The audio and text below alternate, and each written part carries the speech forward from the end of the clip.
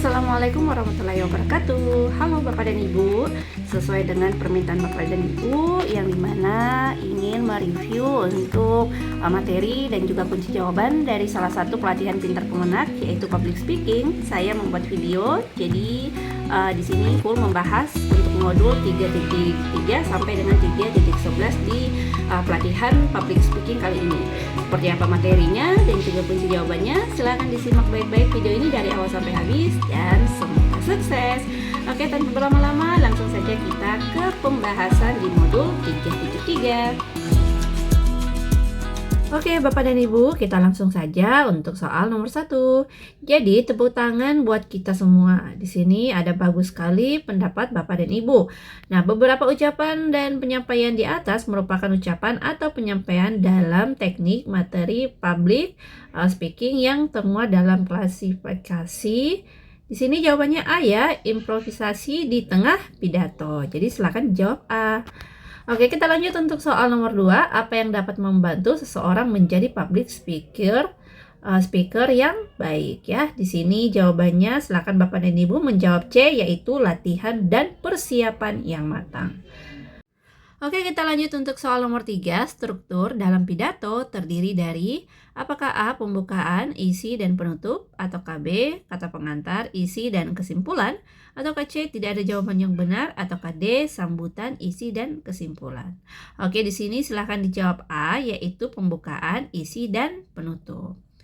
Oke, selanjutnya untuk soal nomor 4, karakter dan kepribadian seseorang sangat menentukan pilihan kata dan bahasa dari seseorang. Oke, pada saat kita berperan sebagai pembicara, maka 80%, 90% karakter dan kepribadian akan mempengaruhi pilihan kata dan bahasa yang disampaikan. Nah, maka dalam hal ini diperlukan analisis audiens. Di bawah ini merupakan beberapa tipe kepribadian manusia dalam teori Florence ya, kecuali di sini jawabannya D ya Bapak dan Ibu, silahkan diklik D. Lanjut untuk soal nomor 5, menurut diplomat senior Marty ini ya, terdapat teknik penyampaian public speaking. Berikut beberapa teknik dalam penyampaian materi public speaking sebagai berikut. Oke, jawabannya di sini semua benar ya Bapak dan Ibu, silahkan diklik J. Oke, sekarang kita lanjut soal nomor 6. Kalimat yang dapat menyampaikan pesan secara singkat, lengkap, dan mudah diterima audiens itu adalah, oke, di sini D ya, yaitu kalimat efektif. Silakan dijawab D. Oke, lanjut untuk soal nomor 7. Cerita sisipan yang memuat materi yang baru saja terjadi pada saat acara sedang berlangsung sehingga tidak ada dalam naskah pidato, tetapi relevan dengan naskah pidato disebut dengan teknik. Oke, jawabannya B, yaitu improvisasi. Silahkan diklik B.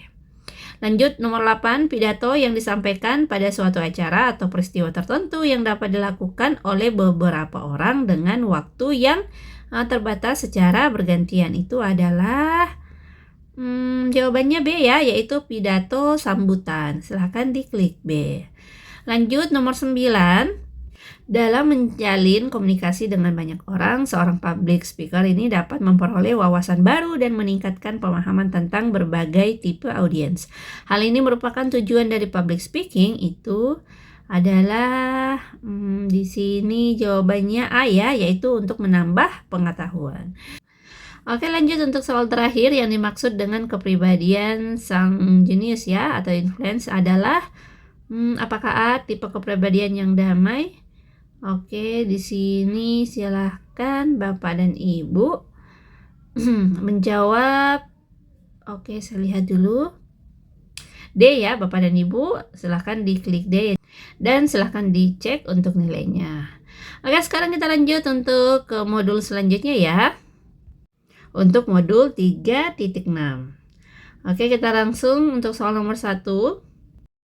Selain etos, patos, logos, aim, dan mode, Aristoteles juga memiliki cara lain untuk membangun sebuah retorika yang dahsyat. Salah satunya itu adalah style, yaitu di sini silahkan dijawab A, yaitu penggunaan bahasa untuk mengekspresikan ide pembaca.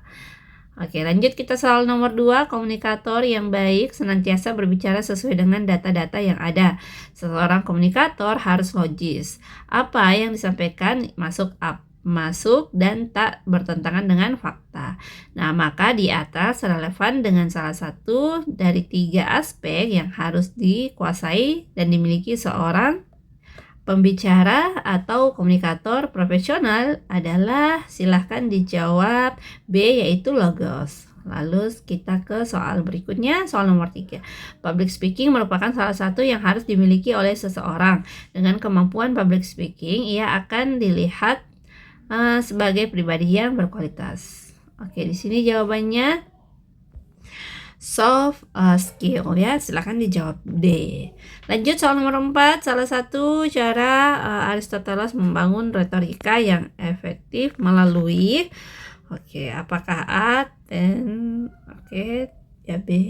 Nah, di sini jawabannya itu adalah C ya, Bapak dan Ibu, yaitu 5 canon of rhetoric. Lanjut soal nomor 5. Seorang pembicara atau komunikator profesional harus memiliki wawasan dan pemahaman yang tepat tentang ethos, pathos, dan logos.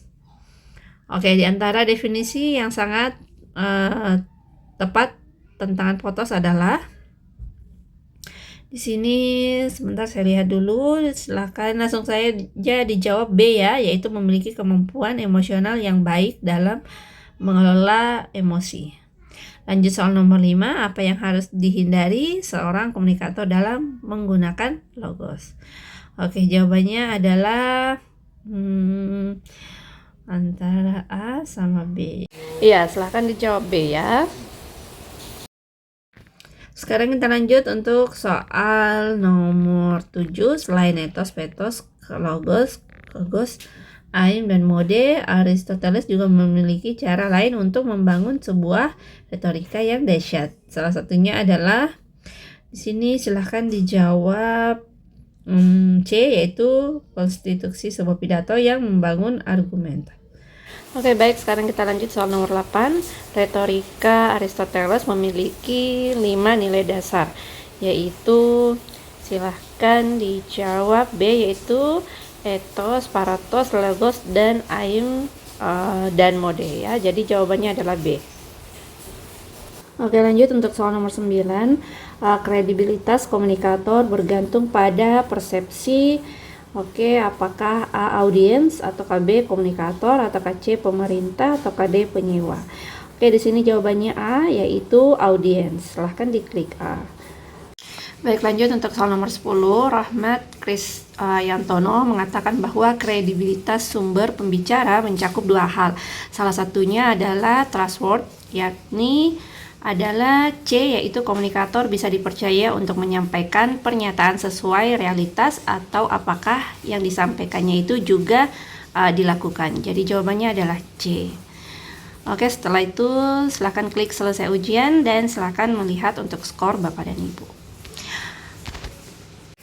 Oke, baik, sekarang kita lanjut untuk modul berikutnya di soal nomor 1. Functional approach merupakan pendekatan dari, di sini jawabannya adalah C, yaitu pendekatan dari organisasi. Jadi silakan diklik C. Baik, selanjutnya untuk soal nomor 2. Efek komunikasi atau pengaruh komunikasi akan menyebabkan beberapa hal, antara lain kecuali. Di sini ada kata kecuali, berarti karena perubahan perilaku juga termasuk. Jadi jawabannya adalah A, yaitu perubahan waktu. Silahkan diklik A ya. Dan selanjutnya untuk soal nomor 3. Dalam komunikasi, sesuatu yang mengganggu atau menghalangi pengiriman atau penerimaan pesan disebut dengan, jawabannya adalah A, yaitu noise dan channel ya. Jadi silahkan diklik A.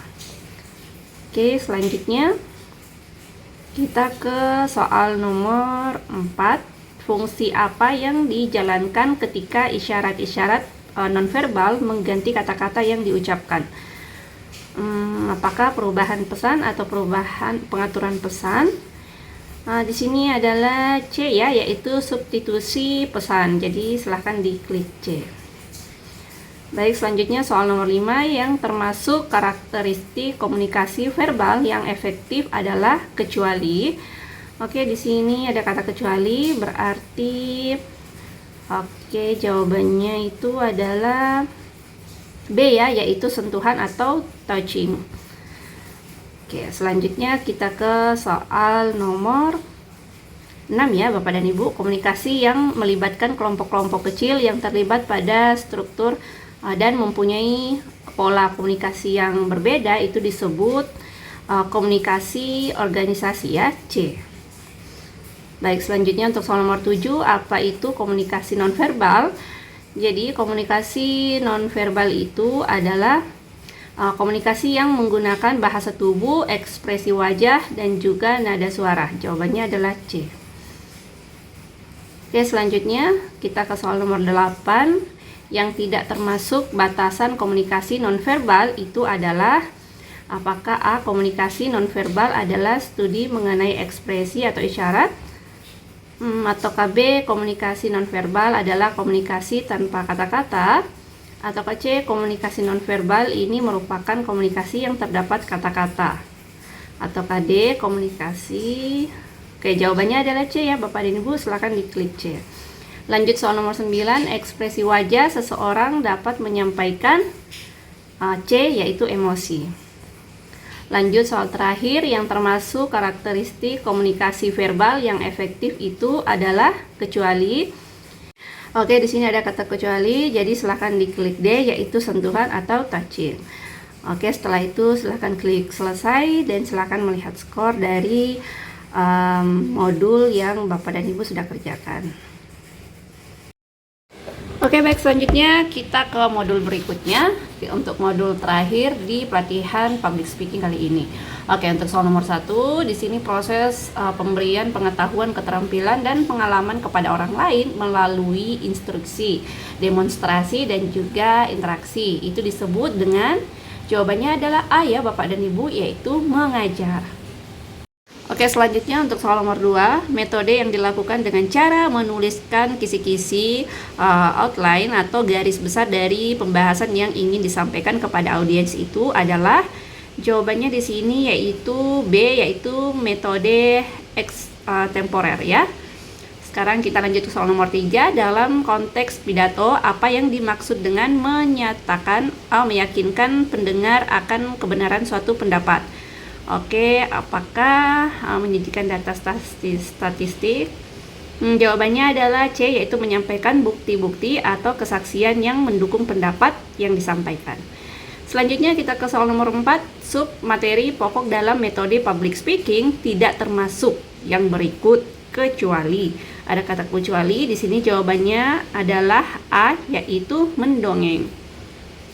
Baik, selanjutnya kita ke soal nomor 5. Dapat mengurangi resiko adanya data yang out of date adalah salah satu kelebihan dari metode C, yaitu kuantitatif. Silahkan diklik C. Selanjutnya kita ke soal nomor 6. Metode public speaking yang memungkinkan pembicara untuk berbicara tanpa persiapan itu adalah C ya Bapak dan Ibu, yaitu impromptu ya. Jadi silahkan dijawab C. Selanjutnya kita ke soal nomor 7, istilah andragogi ya. Pertama kali itu diperkenalkan oleh, di sini yaitu C, yaitu Alexander Kopp. Silahkan dijawab C. Baik, selanjutnya kita ke soal nomor 8, mengapa seseorang moderator perlu memiliki kemampuan mengobservasi dan mendengarkan dengan baik? Oke, karena B ya, untuk memastikan bahwa tidak ada kalimat yang dilewatkan dari pembicaraan. Baik, selanjutnya kita ke soal nomor 9. Salah satu kelebihan dari metode hafalan atau memorator ya adalah di sini jawabannya B, yaitu pesan yang disampaikan di dalam pidato tetap tersusun secara rapi. Sekarang kita ke soal terakhir, apa yang dimaksud dengan bersikap netral dan objektif sebagai klasifikasi seorang moderator? Jawabannya adalah C, yaitu agar menjaga agar tidak adanya bias dalam moderasi diskusi. Oke, silahkan dilihat hasil dari atau nilai yang diperoleh Bapak dan Ibu. Semoga nilainya tinggi ya. Terima kasih dan sampai ketemu lagi di pembahasan pelatihan yang lainnya. Terima kasih Bapak dan Ibu. Wassalamualaikum warahmatullahi wabarakatuh.